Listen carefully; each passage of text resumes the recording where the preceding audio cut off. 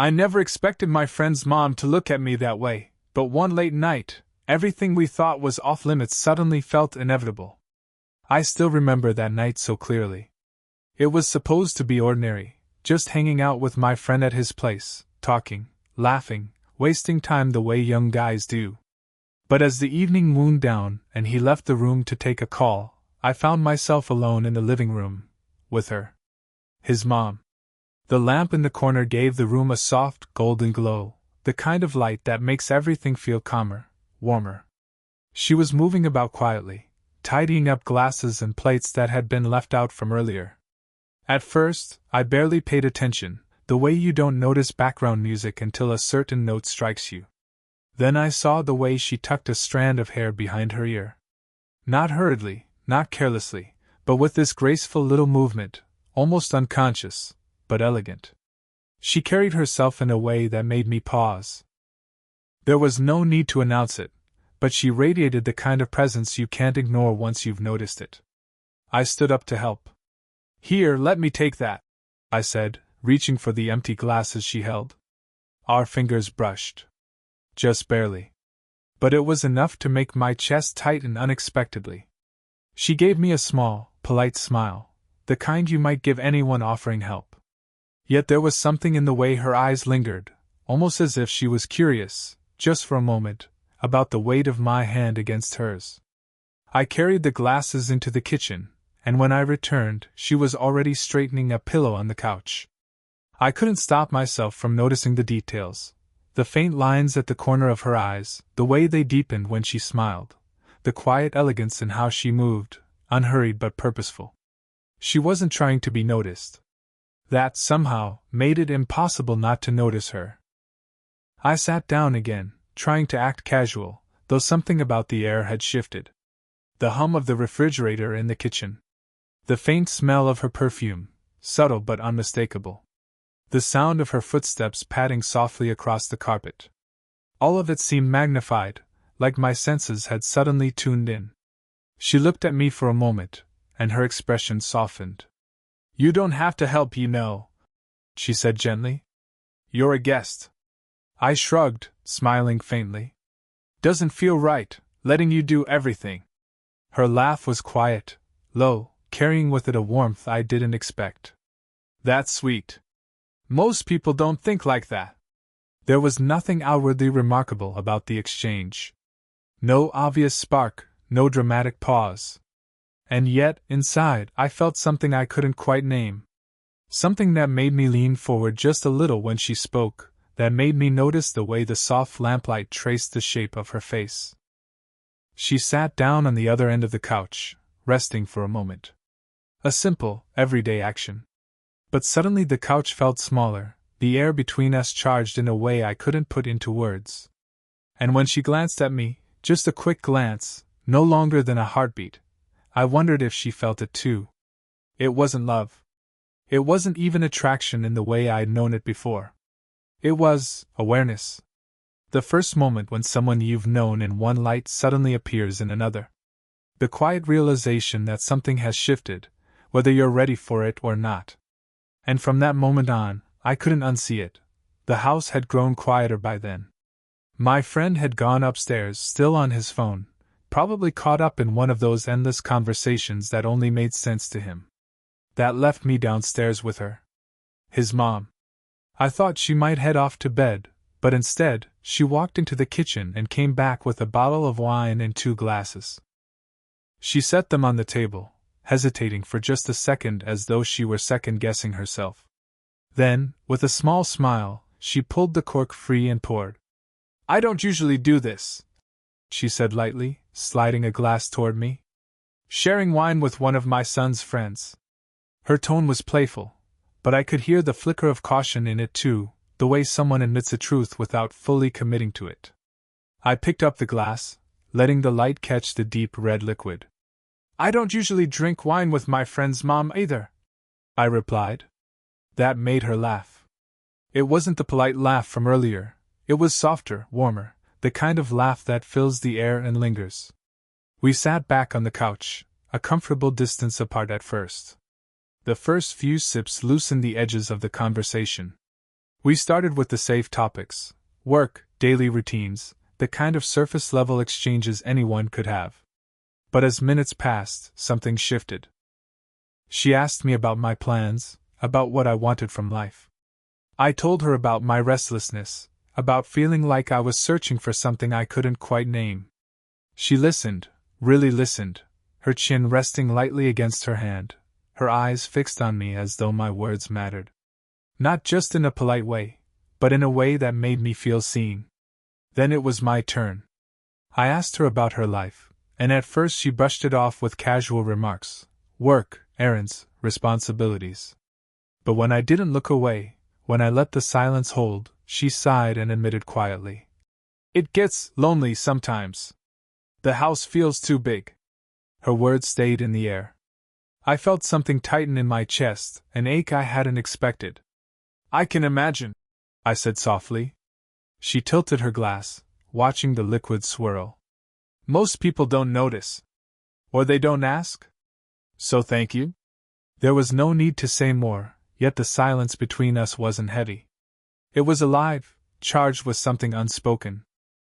Her eyes lifted to mine, and in that single moment, it felt like the world had narrowed down to just the two of us.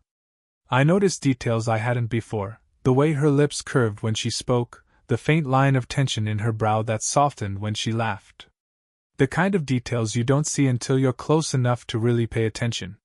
And maybe she noticed things about me too, because every time our eyes met, she didn't look away as quickly as she had earlier. The pauses between words stretched, not uncomfortably, but with an awareness that grew heavier by the second. At one point, our glasses brushed as we reached for the bottle at the same time. The lightest touch, glass against glass, her hand against mine for the briefest moment. It shouldn't have mattered. But it did. She pulled her hand back, smiling faintly, almost embarrassed.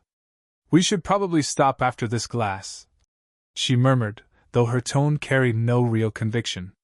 I smiled back. "Probably." But neither of us moved to end the night. And in that quiet living room, with nothing but the soft hum of the house and the gentle warmth of the wine, I realized something. This wasn't just a conversation. It was a turning point.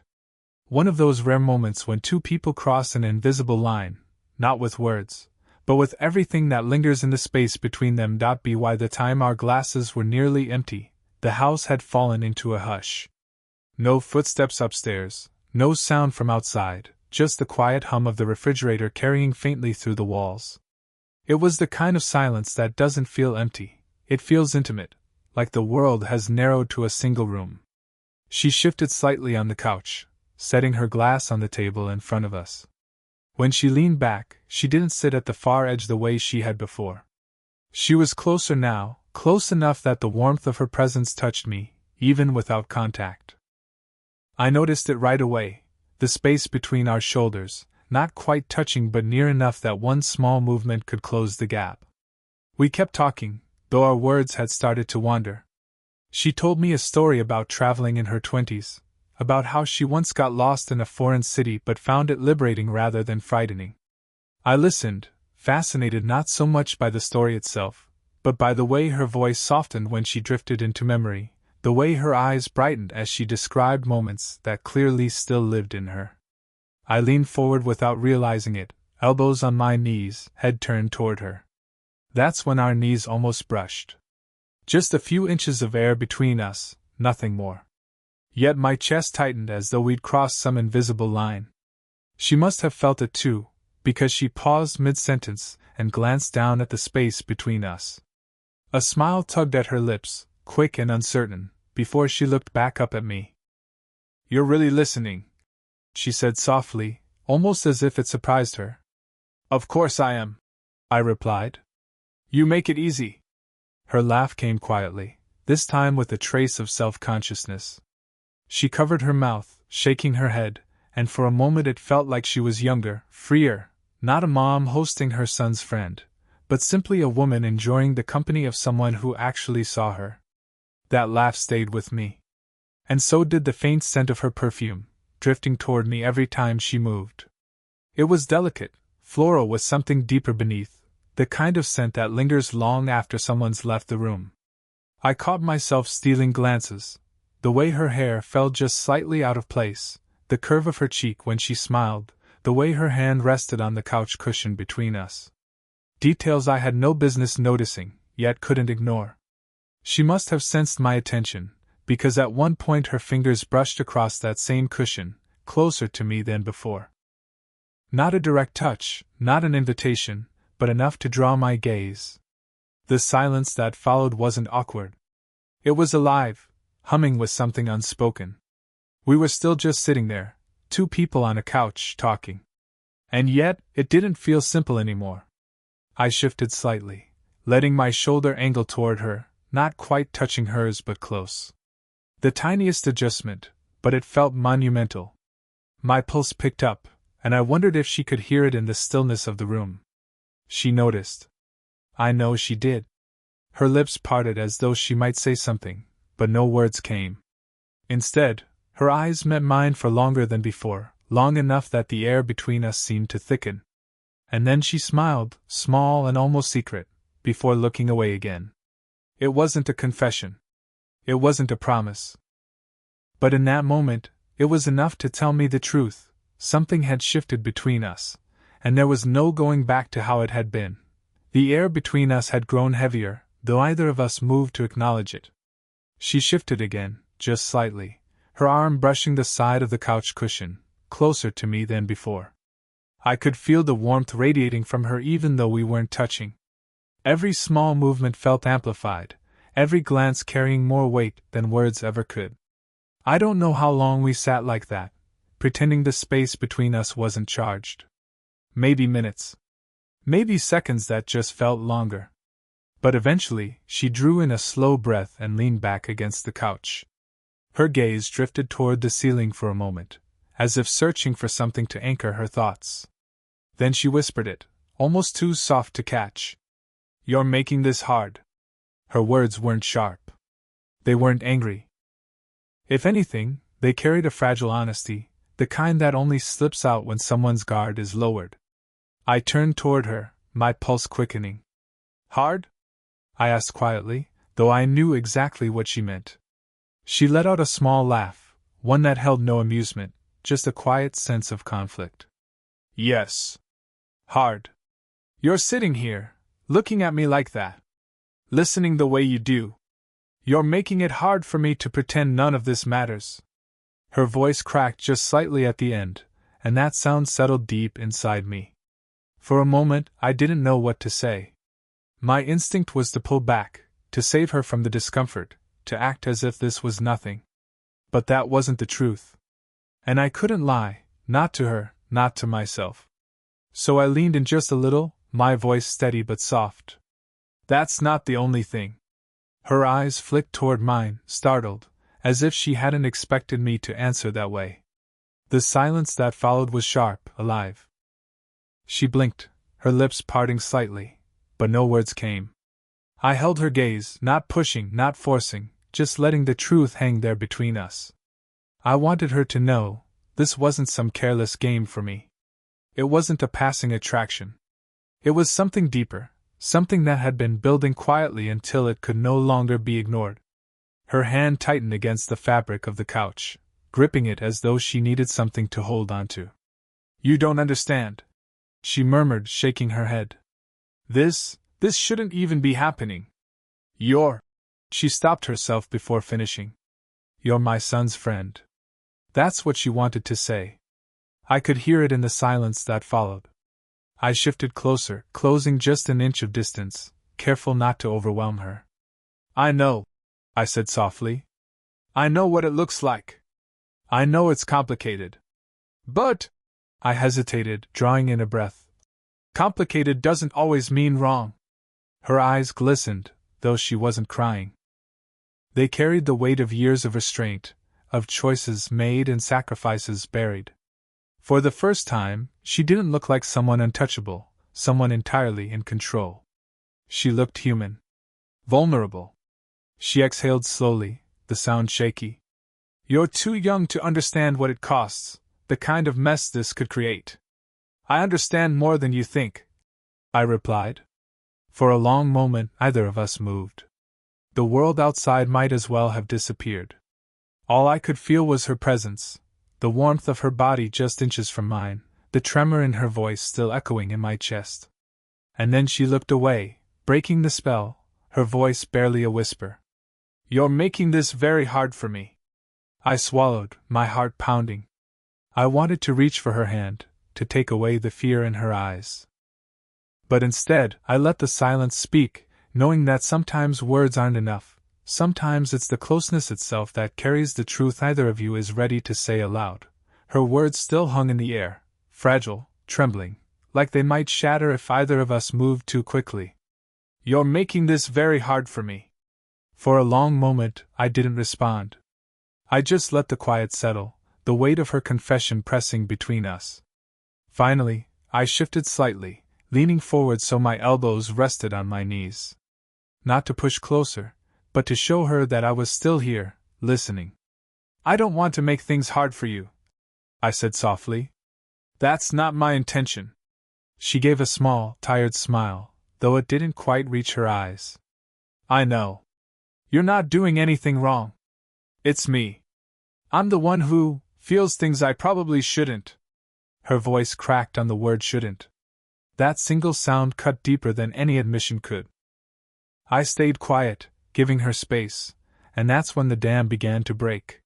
She leaned back into the couch, exhaling slowly, her gaze fixed on the ceiling as though she couldn't bear to look at me while the truth slipped free.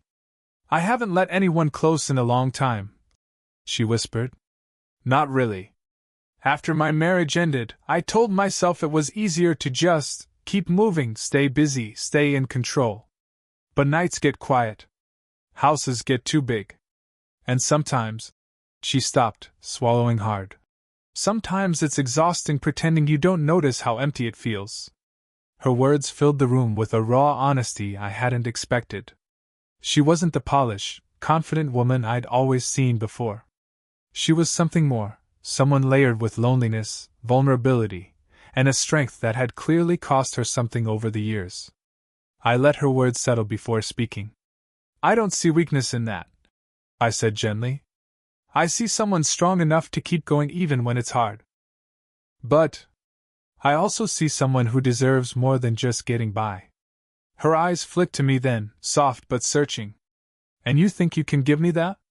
It wasn't a challenge, not quite. More like a test of my sincerity, of whether what she saw in my eyes matched the truth in my heart. I took a slow breath. "I think you make me feel seen in a way no one else has. I don't look at you and see someone older, or someone I shouldn't. I look at you and see a person who makes me want to be better, because you notice the parts of me most people overlook." Her lips parted, as if she wanted to respond, but no words came. Instead, her hand shifted, hesitant, trembling slightly, until it rested on the cushion between us again. This time, I didn't hesitate. I reached out, my fingers brushing hers before settling gently around them. Her breath caught, so quiet it might have been imagined. But she didn't pull away. Instead, her fingers intertwined with mine, slow and deliberate, like she was testing the weight of the moment before committing to it. The warmth of her hand in mine was unlike anything I'd felt before.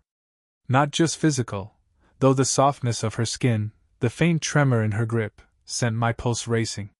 It was the intimacy of it, the trust. The acknowledgement that despite her hesitation, despite everything unsaid, she wanted this connection too. She closed her eyes briefly, exhaling a breath she'd been holding far too long. "You don't know how dangerous this is," she whispered. I squeezed her hand gently. "Maybe. But I also know how real it feels." Her eyes opened again, meeting mine. And in that gaze I saw not just conflict, but a flicker of relief. Relief that she wasn't alone in this. Relief that someone finally saw her, not as a mother, not as a caretaker, not as a woman holding everything together, but as herself. And for the first time, she didn't try to hide it. Her hand was still in mine, fingers gently tangled with my own. Neither of us moved for a long time. We didn't need to. That small connection spoke louder than anything words could say. The house was utterly still. No footsteps overhead, no hum of voices, no interruptions. Just the faint ticking of a clock on the wall and the sound of our breathing, slow and uneven, like we were both trying to steady hearts that refused to calm down. She leaned back slightly, though she didn't pull her hand away.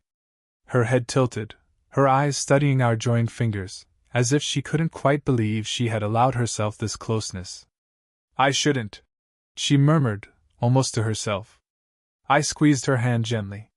Then why does it feel like you should? That made her glance up at me, eyes wide, emotions flickering across them like shadows moving in candlelight. For a moment she looked as though she might argue. But then something in her softened, and she shook her head with a faint, helpless smile. I don't know how you do that, she whispered. How you make it sound so simple. I didn't answer. Instead, I shifted closer, slow enough to give her every chance to stop me, careful enough that it didn't feel like I was crossing a boundary without her permission. Our shoulders brushed, lightly at first, then fully, until the warmth of her body seeped into mine. She didn't move away. Her breath caught. I felt it, heard it, the quiet intake of air that told me this moment had tipped into something neither of us could pretend was accidental anymore. I turned slightly, close enough now that the faint scent of her perfume wrapped around me, floral, warm, with something deeper that lingered. My cheek brushed against her hair as I shifted, and the sensation was so delicate, so unintentional yet intimate, it made every nerve in me ignite. She closed her eyes. Just for a second. But in that second, her head tipped ever so slightly, resting against my shoulder. The world stilled. I didn't dare move. I didn't dare breathe too loudly, afraid that if I broke the fragile spell, she would pull away and the moment would vanish. So I just sat there, letting her weight rest against me, letting the quiet trust in that gesture settle into me like something sacred. Her voice came softer than a whisper. You don't know what you're doing to me. I swallowed hard. I think I do. Because I feel it too. Her hand tightened in mine, a subtle grip, as if holding on for balance. For courage. The warmth of her palm pressed into mine, her fingertips curling in a way that told me she didn't want to let go. We sat like that for what felt like forever, two people caught in a silence so full it might burst.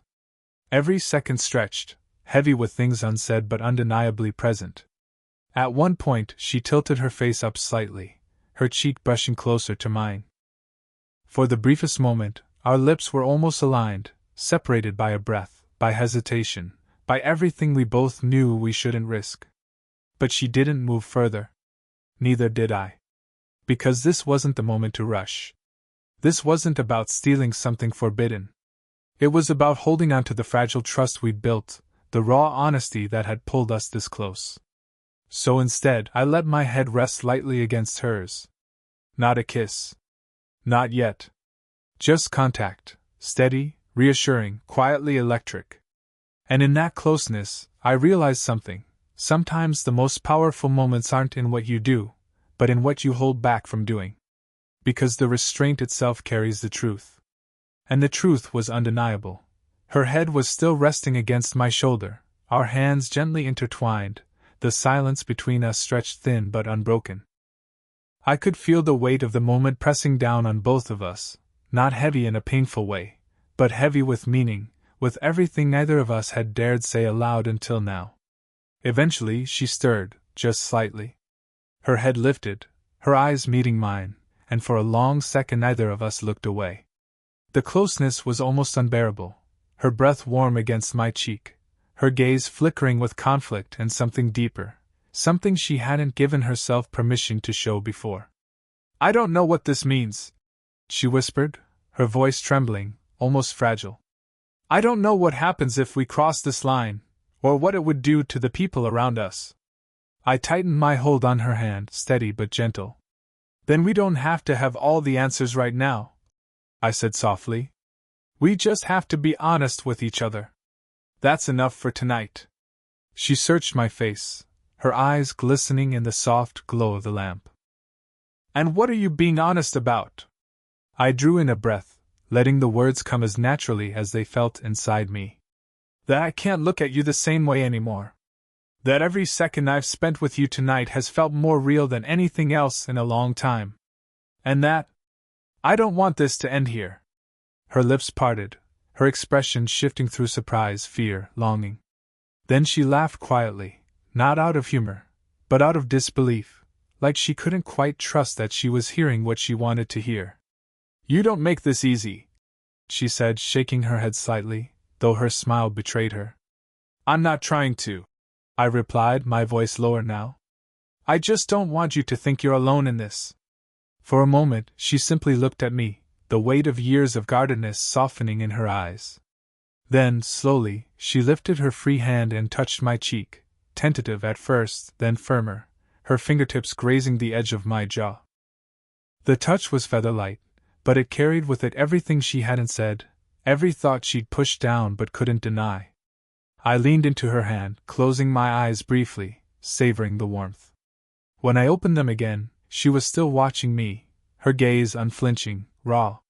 And then, with the smallest movement, she leaned forward, pressing her forehead lightly against mine. Not a kiss. Not yet. But more intimate than anything we'd shared so far. The world seemed to hold its breath around us. I don't want to regret this, she whispered, her voice so quiet it barely reached me. Then we won't, I murmured back. We'll take it one step at a time. Her eyes closed, her hand slipping from my cheek to rest gently against my chest. I felt the weight of it there, grounding me, connecting us in a way words never could. We stayed like that, close, steady, suspended in a fragile but undeniable bond. No promises, no declarations, just the simple truth that something had shifted tonight, and neither of us could go back to pretending otherwise. Finally, she pulled back just enough to meet my eyes again. A soft, trembling smile curved her lips. One step at a time, she repeated. And in that moment I knew it was enough. Not a perfect resolution. Not a promise of forever. But a beginning. The kind of beginning that carried both risk and possibility. The kind of beginning you don't walk away from once you've felt it. And for the first time in a long while, I felt certain of one thing. Whatever came next, we would face it together. 2L